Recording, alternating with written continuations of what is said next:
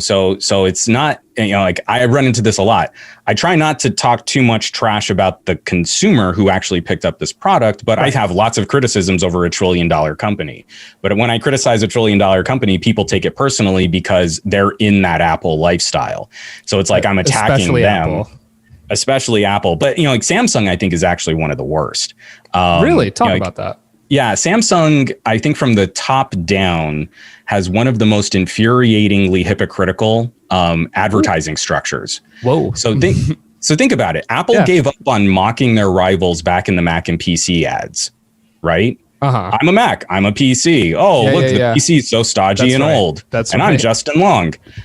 Apple stopped talking about their competition. And I think it was for the betterment of the company because it sets them apart. Now they're the goal. Now they're the standard. They're not referencing their market share.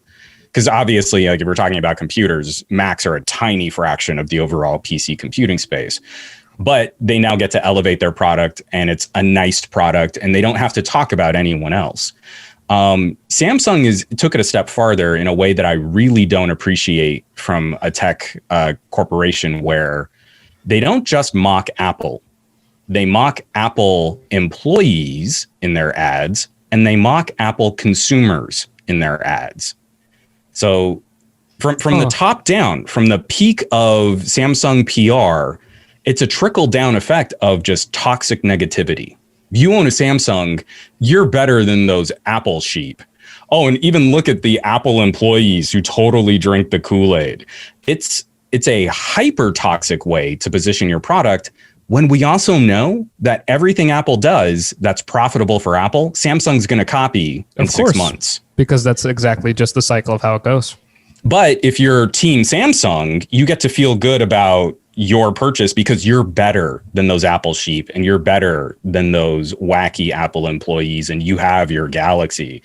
But, Apple took away the headphone jack and, no, now my Samsung, they took away the headphone jack. Oh, Samsung won't let me replace the battery on my own.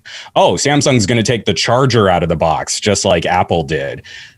It's all fake. It's all posturing. It's all marketing. But again, people get caught up in it.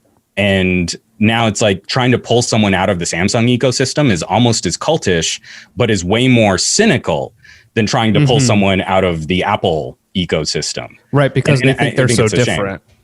Right. And again, you're talking about the number one consumer electronics manufacturer in the world. 100%. And with Apple, you're talking about the number one most profitable consumer electronics company in the world.